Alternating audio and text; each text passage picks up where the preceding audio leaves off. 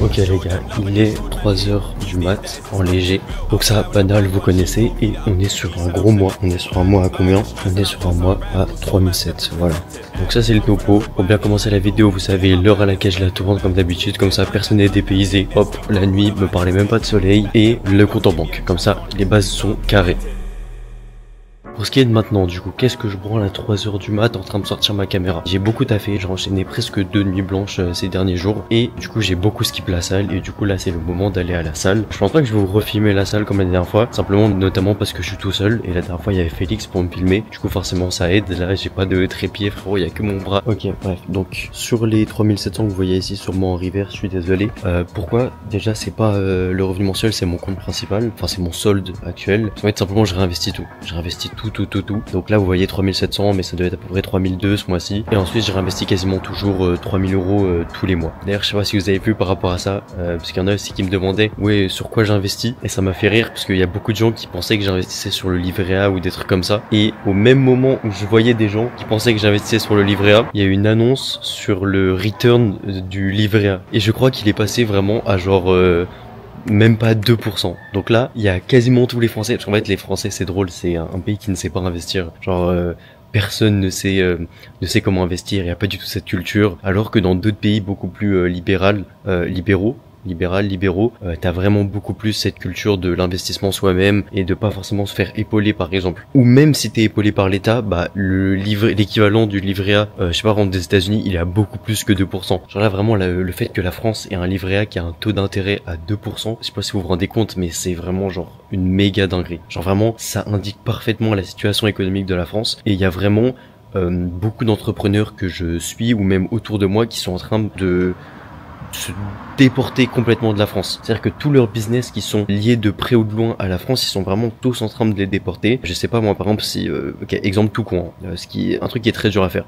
Si t'as une chaîne YouTube en français, et bah tu la turns en anglais, parce qu'en fait ce pays ne marche plus et c'est très compliqué de vendre des choses en France par exemple. La France, c'est un peu le mode hardcore de l'entrepreneuriat. Genre vraiment une des bases du business, c'est de vendre quelque chose. Pour vendre quelque chose, faut qu'il y ait des gens qui achètent. La France est un des pays où les clients sont les plus durs. C'est hyper dur d'avoir des acheteurs, c'est hyper dur de faire comprendre à quelqu'un que oui, ce sera rentable d'acheter ton truc.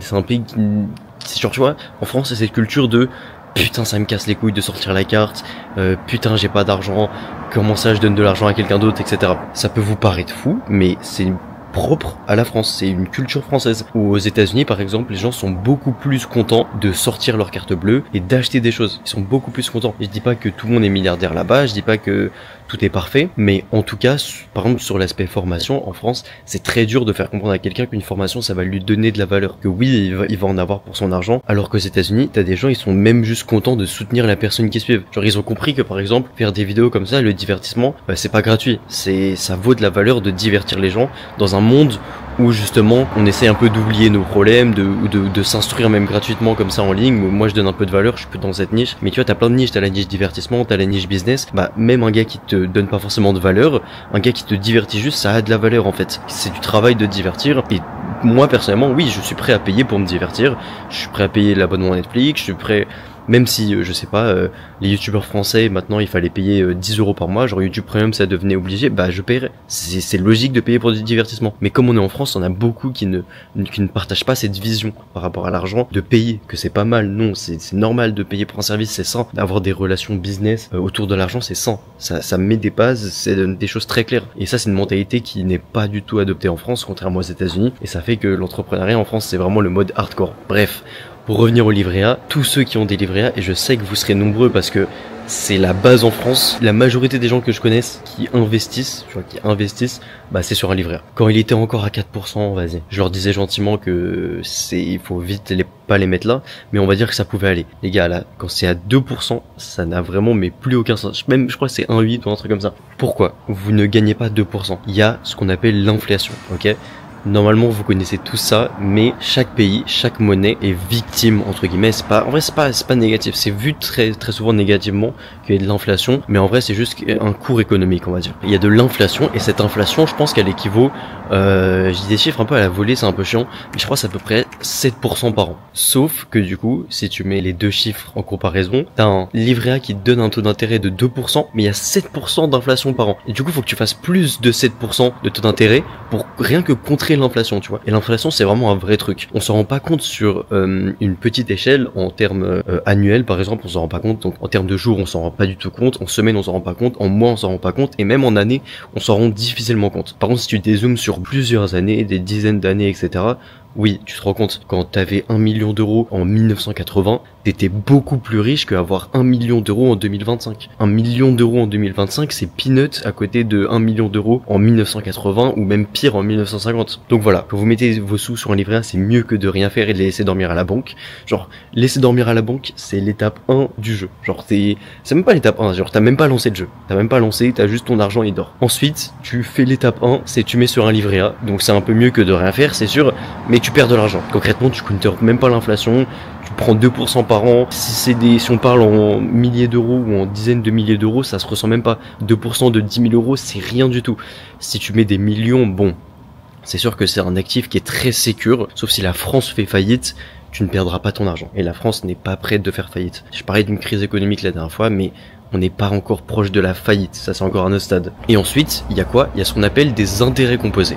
Moi personnellement, c'est sur ça que j'investis. Ça reste quelque chose de sécurisé, mais il faut juste bien comprendre. Ce que je fais, c'est pas du tout des conseils en investissement, ça c'est hyper important. Je veux que vous renseignez avant de faire les choses. Moi, je vous donne juste des choses. Même j'ai des amis qui me demandent parfois, et je leur demande toujours de se renseigner. Je dis jamais genre fais ci, fais ça. Je dis, moi je fais ça, tu peux faire ça, mais renseigne-toi. Mais alors, qu'est-ce que c'est concrètement des intérêts composés? Le plus simple, toujours quand je veux expliquer quelque chose, c'est de donner un exemple. Un exemple d'intérêt composé. Donc ETF, c'est par exemple le S&P 500. Le S&P 500, c'est quoi? C'est dans le nom, c'est les 500 plus grandes entreprises des États-Unis. Ce qui fait que quand tu investis en bourse, par exemple, tu peux prendre une action de Tesla, par exemple. Mais si Tesla fait faillite, tu perds tout, tu perds tout ton argent. Mais à l'inverse, si elle réussit, oui, tu peux prendre beaucoup d'argent. Les intérêts composés, pourquoi c'est plus sécurisé? C'est que c'est un mélange de ces 500 plus grandes entreprises des États-Unis, et du coup, tu prends un petit bout de chacune, et si t'en as une qui crache, tu le sens pas du tout, et si t'en as qui marche, ça fait remonter un peu le tout. Donc, ça fait que tu pourras jamais genre faire des x2 avec des intérêts composés, c'est pas le but. Le but, c'est juste d'avoir un investissement plutôt sécurisé, bien plus sécurisé que de prendre juste une action ou des trucs comme ça. C'est à peu près autant sécurisé pour les meilleurs intérêts composés qu'un livret d'un pays par exemple, un peu moins quand même, mais t'as un plus gros annual return. Faut bien comprendre ça, je vais vous mettre une petite photo. Le taux d'intérêt moyen du S&P 500 par exemple, il est de 8% par an historiquement, à peu près. Donc tu vois, déjà tu mets la balance, 2% pour le livret A et 8-10% pour le S&P 500 en moyenne. On n'est pas du tout sur le même truc. La seule chose qu'il faut savoir, c'est que tu peux rentrer dans le S&P 500 et tu peux perdre. Pendant 2 ans, tu peux perdre de l'argent. Le livret A, ce sera jamais vraiment le cas, tu vois. Mais le S&P 500, tu peux rentrer et pendant 2 ans, tu perds ton argent. Par contre, au long terme, tu seras toujours gagnant. Toujours, toujours. La seule chose, c'est est-ce que tu as assez de temps? Donc, quand tu investis sur des intérêts composés comme ça et que tu vas être 100% sécure, faut que tu te dises, cet argent, je n'en ai pas besoin maintenant. J'en aurai pas besoin demain, j'en aurai pas besoin dans un mois, j'en aurai pas besoin dans 1 an. Parce que si tu rentrais, par exemple, je crois en 2008, vous avez l'image, vous, tu perdais. Pendant 2 ans, tu perdais ton argent. Mais si t'attendais, les 4 prochaines années, ça monte. Donc, sur du long terme, t'es toujours gagnant avec un intérêt composé. C'est ça. En fait, la vie, elle est pas gratuite. T'as pas de truc sans risque qui te donne un pourcentage. Le livret A, t'as zéro risque, du coup 2% de taux d'intérêt. Les ETF, t'as un peu plus de risque, mais t'as plus de taux d'intérêt.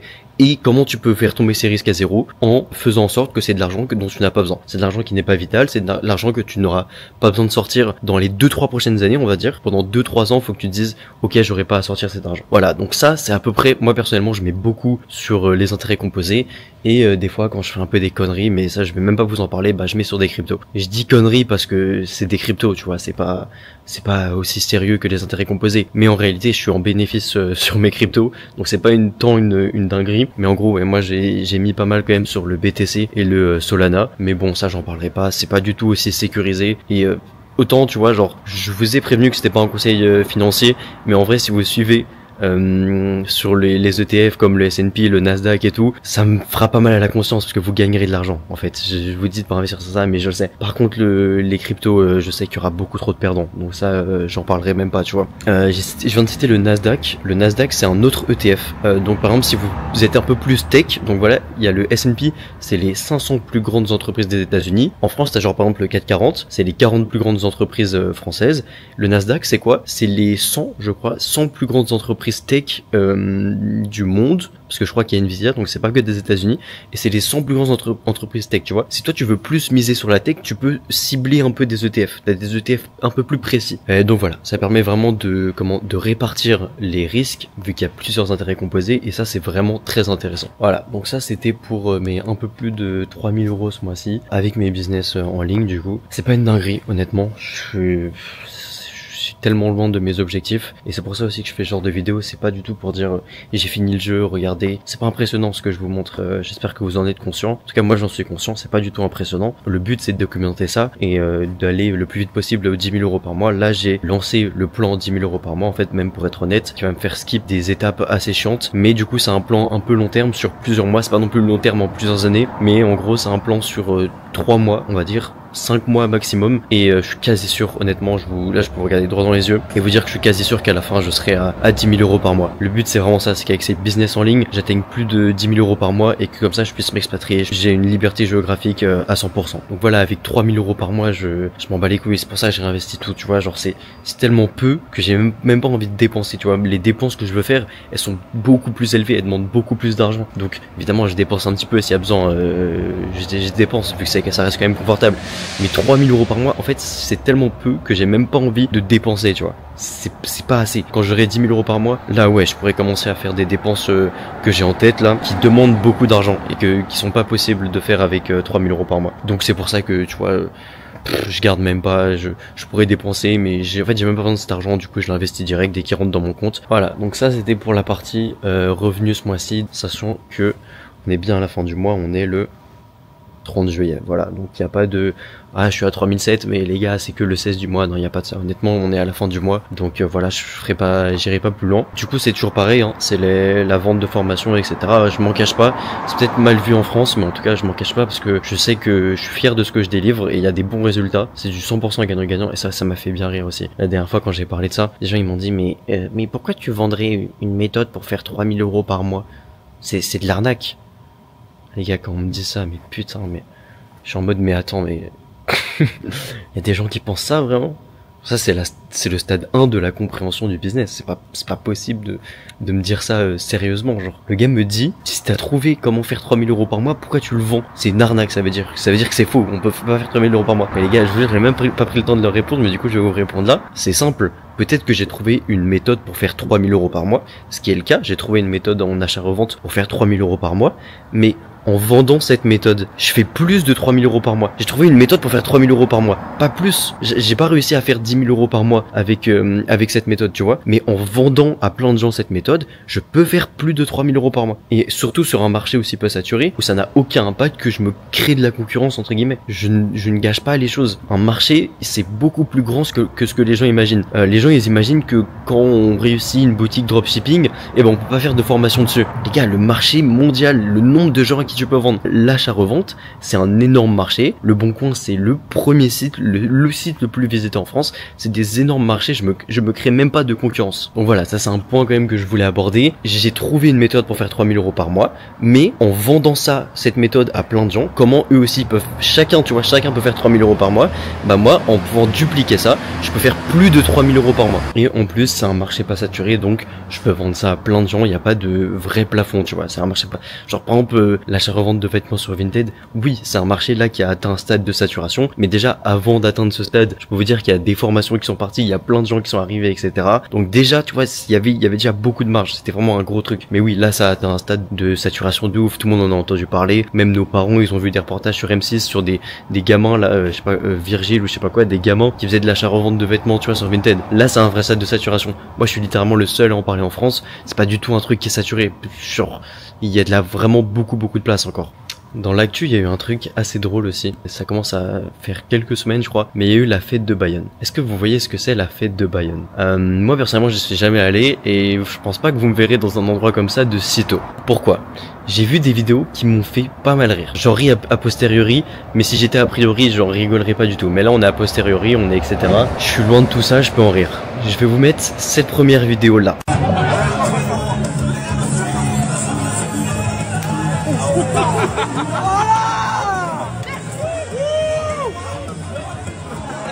Voilà, donc dans cette vidéo, on voit quoi? On voit des gars qui vont à un bar, donc pour acheter de l'alcool, pour se bourrer la gueule et tout. Et en plus, ils se font gifler comme des putains d'enfants de tapants. Et ils adorent ça, ils payent pour ça. Les gars, je vous jure que quand je vois des trucs comme ça, mais... je me demande ce que je fais encore en France. Vous savez, je vous mets une deuxième vidéo aussi.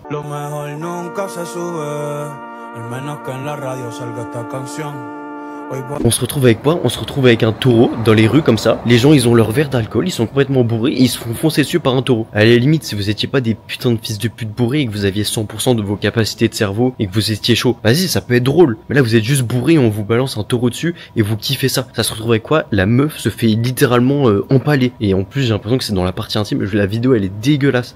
Le taureau arrive et lui plante sa corne dans la il y a du sang qui coule, il y a un jet de sang qui coule. Genre là, les gens se sont dit, vas-y, on va à cette fête, on fait cette fête, et c'est trop drôle. Ah, c'est trop la fête, c'est la France, c'est la France, c'est la fête. En fait, quand je vois ça, je me dis quand même qu'il y a un problème. C'est pas normal que t'aies autant de gens qui soient contents de faire ça, que cette fête existe encore, et genre, les gens, ils vont ça. Genre là, on va à Bayonne, je mets une chemise blanche, je mets un béret rouge, et on me jette des taureaux dessus, et je me fais gifler pour me bourrer la gueule. Et tout le monde est trop content. C'est la fête de l'année, les gens de Paris, ils descendent à Bayonne et tout. Mais les gars, vous me déprimez. Enfin, c'est un enfer ce que les jeunes Français me proposent là. Genre là, c'est le niveau des concurrents. Ils vont à Bayonne, ils se mettent en blanc et rouge, ils se font gifler pour avoir de l'alcool et ils sont tout faibles, ils sont tout queus. Tu vois, ils sont tout queus, ils se font gifler, leur tête, elle part dans tous les sens. Tu te fais pas gifler dans un bar pour avoir de l'alcool et on te jette pas un taureau dessus parce que c'est la fête. Enfin bref. C'est juste l'impression qu'il y a des gens, ils ont des problèmes de confiance en eux, genre. Ils se retrouvent dans des trucs comme ça de connards. La confiance en soi, les gars, bon déjà, c'est la pire expression du monde, parce que avoir confiance en soi, t'es un fils de pute, et ne pas avoir confiance en toi, t'es un fils de pute. Donc déjà, cette expression, je vais arrêter de la dire très vite. Mais, dans cette idée de confiance en soi, parce qu'en vrai, c'est vraiment important. C'est hyper banal, c'est hyper bateau, mais combien de gens avec qui je parle se sous-estiment. Et même s'ils se sous-estiment pas, même s'ils sont très rationnels et qu'ils s'estiment parfaitement à la vraie chose qu'ils ont, ils devraient s'estimer un peu plus. Attention, ne jamais rentrer dans se surestimer. Les gens qui se surestiment, qui arrivent et qui en font des trucs, là ils arrivent en grande pompe et ils font les gars et tout, c'est un putain d'enfer. Voilà. Faut jamais que t'ailles dans cette tranche de l'intervalle, tu vois, cette tranche précise où tu commences à être un peu trop extrême sur ta confiance en toi et que tu deviens insupportable, que ça te nique des opportunités en termes sociaux, etc. Tous les gens qui arrivent qui ont trop de confiance en eux et tout, c'est un enfer. Donc, ne jamais avoir trop de confiance en soi, surtout devant les gens. Faut jamais trop l'exprimer. Mais par contre, toi, avec toi-même, si toi t'as une putain de confiance en toi et qui a fait pas de mal aux gens, tu vas juste mieux réussir que les gens, mais sans leur faire du mal. Tu vas pas les détruire, tu vas rien faire, tu vas juste mieux réussir parce que c'est toi avec toi-même. Dernière fois, j'étais dans le métro et genre ça faisait au moins 1 ou 2 mois que j'avais pas pris le métro, tu vois. Quand j'étais encore étudiant et que j'allais à l'école, je le prenais vraiment, mais tous les jours le métro. Et là, ça faisait 1 ou 2 mois, donc pour moi c'était assez long. Et je suis retourné dans le métro et j'ai tilt direct. J'étais dans le métro et il y a une il y a une liste qui s'est faite dans ma tête de pourquoi je suis mort de rire d'être dans le métro. Et j'étais plus riche que les gens que je voyais dans le métro autour de moi.